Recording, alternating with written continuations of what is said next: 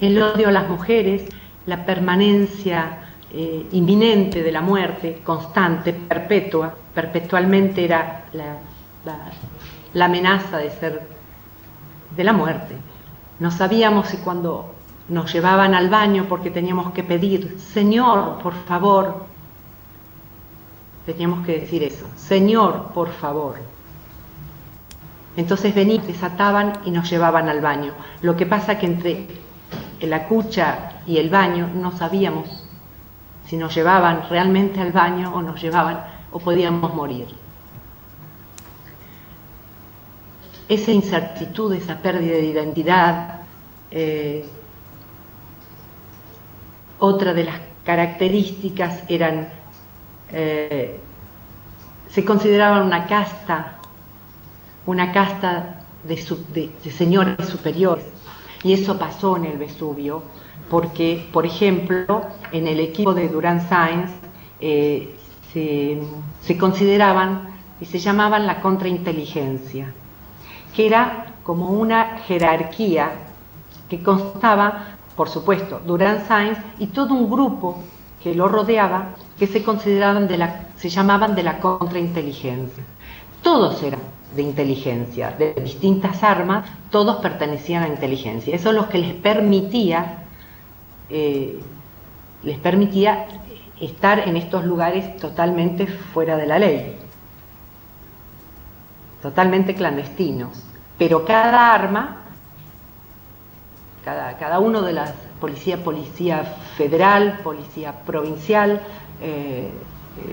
ejército, todos pertenecían a inteligencia. Si hoy busca del año tal a tal del personajes que estuvieron ahí, va a decir inteligencia. Pero dentro del campo estaba la contrainteligencia, que eran la casta la casta superior. Este equipo lo hacía, bueno, en el caso del Vesubio era Durand-Sáenz, que era el jefe del campo, con toda que eran los que organizaban interiormente, pero a la vez dependían del exterior, el exterior dentro de sus mandos, por ejemplo del CRI, de diferentes personajes que vinieron al Vesubio a visitar y que sabíamos que tenían más alto grado o menos alto grado.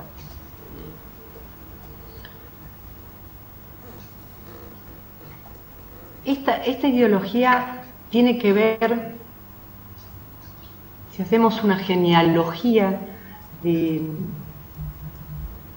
lo que llegó a ser este genocidio espantoso, tenemos que buscar el pensamiento platoniciano, los padres de la Iglesia,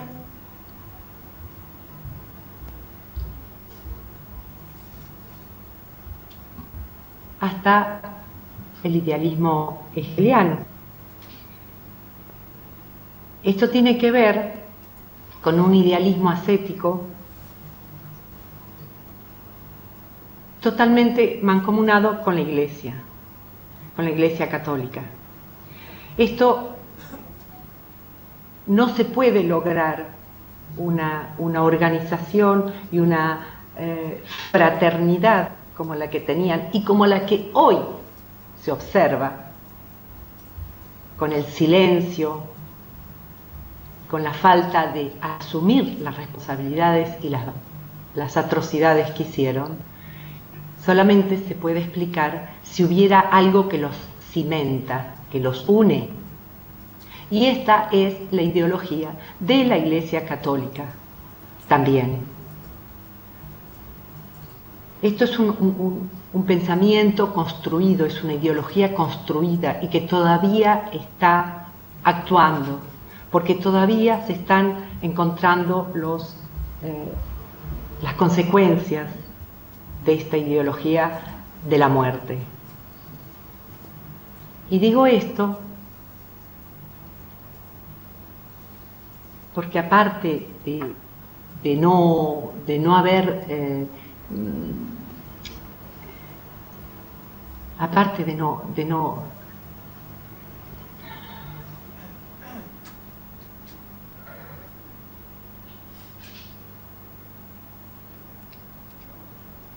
aparte de haber cometido este genocidio, y esto que voy relatando, recordando el año 77, estas consecuencias se sufren todavía, porque inocularon esta ideología y esta pulsión de muerte en la sociedad. ¿Cómo? Una vez un preso se había escapado en el Vesubio. Y Elsa, María del Pilar García, y yo estábamos haciendo limpieza en la jefatura.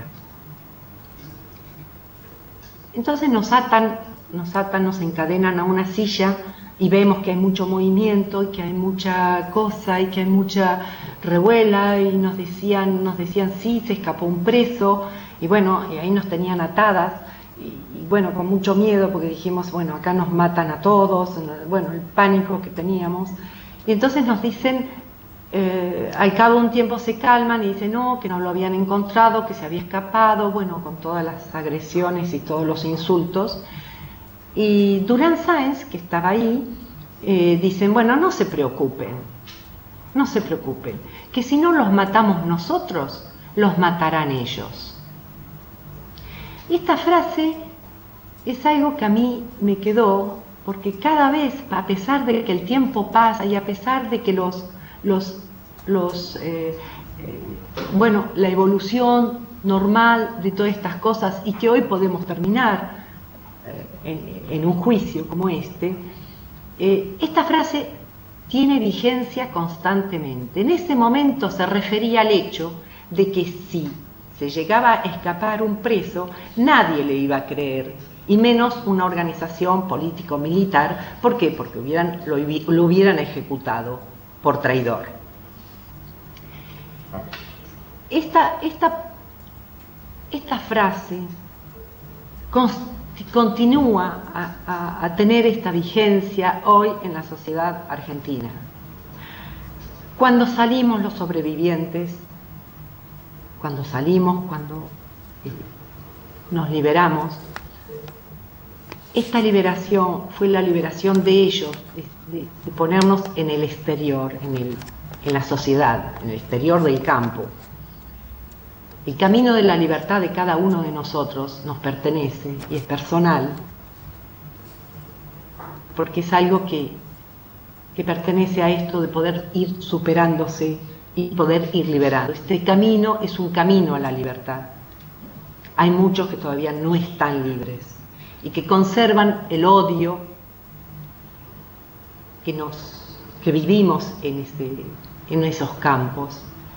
Hay gente, cada uno al salir fue saliendo como pudo, haciendo el camino que pudo.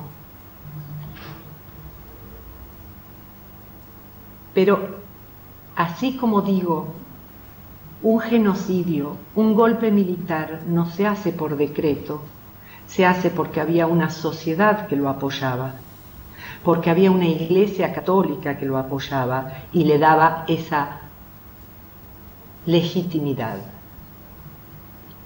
Esta ideología sigue a través del hecho que los sobrevivientes somos traidores. Esto lo decreta y lo decide una señora que se llama Eve Bonafini y que dijo: todos los sobrevivientes son traidores. Esta ideología es traída de la ideología de los propios genocidas.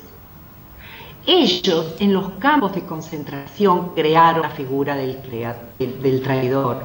Ellos fabricaron esa figura porque la necesitaban para dejar, si dejaban gente viva, de todas maneras alguien nos iba a matar. Yo no sé, señor presidente, si soy clara en mi exposición, pero está bien, estamos juzgando a los hechos que pasaron en el 77, pero esos hechos, señor presidente, estamos sufriendo todavía las consecuencias, porque este odio todavía sigue Y esto tiene que terminar porque no es bueno para ninguna sociedad que pueda ir asumiendo el duelo, que pueda ir caminando para la libertad, para el bien común, para la felicidad, de todo el mundo. Esto tiene consecuencias porque se mantiene el círculo vicioso. Hoy se juzga a los militares y al mismo tiempo se juzga a sobrevivientes, y eso es algo que yo no puedo aceptar, ni tendríamos que aceptarlo ninguno de los sobrevivientes, porque el que pasó por un campo vimos lo que no tenía que verse. Eso nos hace diferentes, pero no ayuda a la sociedad a dejarnos en esta situación de traidores, cuando el traidor fue fabricado adentro de los campos. Y ya les diré cómo lo fueron haciendo, empezando por estas puniciones, no sé si se dice así, bueno, estos castigos colectivos. Siempre se creaba, o creaban, por ejemplo, gente con situación de privilegios. Entonces, claro, imagínense en esta situación donde la vida estaba totalmente desarticulada, imagínense que era muy fácil, estábamos todos llenos de odio, si vivíamos en el odio, si nos odiaban todos los días, vivíamos compenetrados en esto. Entonces, esas diferencias, eso de llevar a uno que era más antiguo y que cuando caía otro prisionero, llevarlo a la sala de torturas para que le dijera: no te hagas pegar, por favor. ¿Qué pasaba? El que estaba en la sala de torturas y que venía de caer, por supuesto, veía a su responsable o a su compañero ahí y decía: por Dios, pero sos un traidor, ¿por qué estás trabajando con los milicos ahora? No era verdad, señor, no era verdad, no era así, pero creaban la figura del traidor. La crearon, la fabricaron, la hicieron con totalmente conciencia y no de manera arbitraria. La hicieron porque necesitaban. Si dejamos a alguien vivo, contará este horror, pero no contará lo suficiente, no dirá lo suficiente, porque nosotros tenemos la manera de inculparlo frente a las organizaciones o frente hoy a los derechos humanos, a los que tomaron la decisión y los que por moralina, con una moral totalmente, nuevamente, la ideología de la Iglesia y la ideología de los genocidas que penetró en la sociedad, y juzgan de la misma manera que juzgaban ellos, y crearon esa figura. Yo me acuerdo en el año 85, donde las defensas, en el año 85, en el juicio que se hizo en el año 85, las defensas, es decir, la ideología genocida, trataba a los sobrevivientes y trataba de decirle: bueno, si no sos traidor porque vos cantaste a tal persona cayó por vos. Eso fue lo que trataban de mostrar para que el sobreviviente se mantenga en prisión. Esto es absolutamente creado en campos de concentración, y lo que lamento es que en algunos otros sobrevivientes todavía esto no hayan podido superarlo y no hayan podido liberarse.